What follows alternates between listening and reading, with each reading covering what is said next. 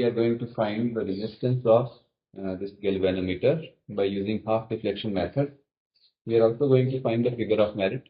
So it has two parts. One is for finding the resistance of this galvanometer, and second is figure of merit. So for that, we are making a circuit, and starting with, we are taking out positive of the battery. Here. Then we are connecting it to a high resistance. So here I am using a post office box. Actually, I will be taking the resistance in the circuit only. So I will be solving my purpose, because the resistance boxes which I have, they are not working that properly, but this is working very properly. So I am taking this into circuit. See what I have done. Positive of the battery to one terminal of this resistance box, and then the second out from here I will be connecting to the galvanometer. Galvanometer, now it is having positive, negative, but it does not matter at all to which terminal are you connecting, because only the direction of deflection will change. So it hardly matters to which terminal are you connecting. You can connect this wire to any of these two terminals, right? So I am connecting it to the positive of this galvanometer, right? Remember the connecting wires, because they are made up of copper. So the terminals, these wires get oxidized, and that's why you should take a sandpaper and rub the oxidized part, okay, from the surface of the wire. Then taking out the second one, I will be connecting it to the back to the circuit, completing the circuit, negative terminal of the battery, right? This is negative terminal of the battery. I am not inserting it inside the hole, okay, because for the sake of saving time. And this is how it goes. The circuit is now complete. Now, because we need to have a shunt, and shunt is to be connected in the parallel, so it will be out of the circuit. That's why there is no displacement or any rearrangement. Just I will connect this shunt. Here again I am using this post office box, and I will be using its shunt value. This is the lower value of resistance, and I will be connecting it with the galvanometer in parallel, right? So it will be connected in parallel. See, I have opened the terminal. Again, you can wind them together, and then insert over here.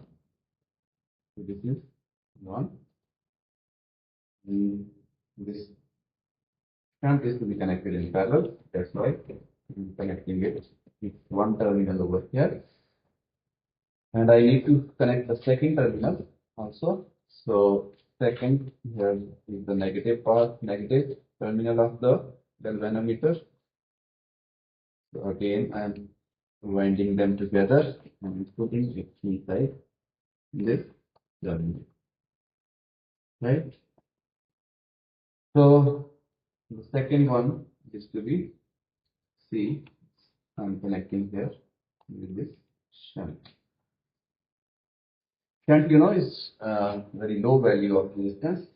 So I will be using only lower value of the resistance, because these both are of the same value. This post of this box and this one. This is from 1 to 5,000. This is also from 1 to 5,000, right? Here I will be using the higher values, that is from 100 to 5,000. And in the shunt, I will be using the value from 1 to 100 only, right? So this is how I'm going to, now I have the circuit, right, for finding the galvanometer resistance. For that matter, what I have to do, first of all, I will put out this shunt out of the circuit. For putting it out of the circuit, I don't need a key, because we can improvise it.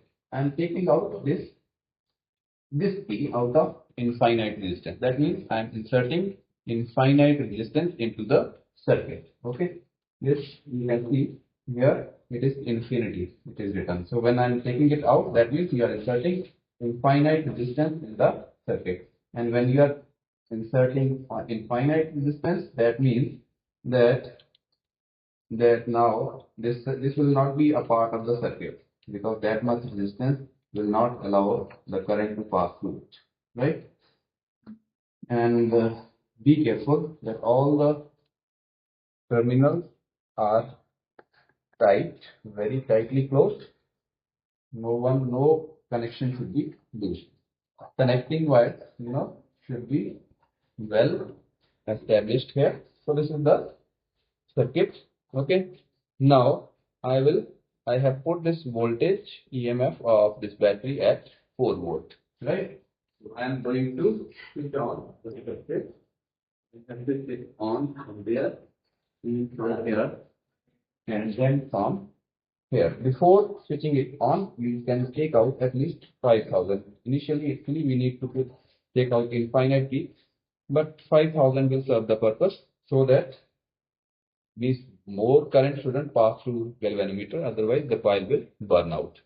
So I am taking this much, and now you can see it has passed 30, and now you can see here. Now it is almost 25, right? When I have taken out 5,000 plus 2,000 plus 2,000 is 9,000. So the reflection here is around 25, 26 actually.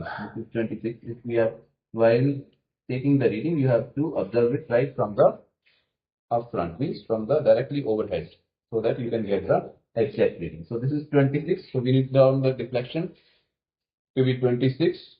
This is full deflection. Okay. So what next we are going to do? Now we will take the shunt into the circuit. For that matter, the key which we had taken out, okay, that key we are going to insert, right? For taking the shunt into the circuit, this current will fall to 0 in the. So you can see the current has fallen to 0. Now what we are going to do? Now we will put the resistance inside the circuit from the shunt, so that the deflection goes to 13, because we have taken full deflection as 26, half of that will be 13.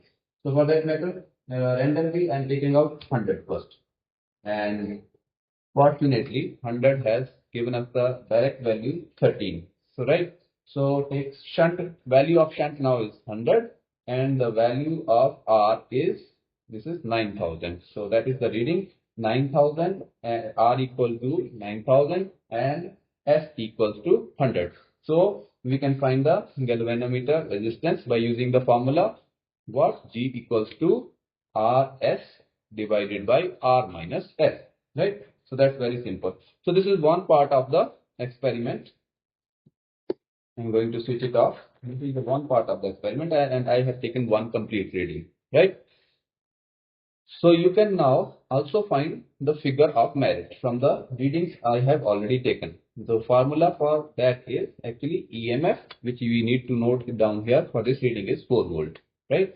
So it is E divided by theta. Theta means deflection. Full deflection here is 26, multiplied with G, which we will calculate by using RS upon R minus S, right? Plus R. R already is 9,000. So this way you can find the figure of merit of this G, means how many divisions can give you how much value of current if you are converting it into the corresponding voltmeter or ammeter, or ammeter, right?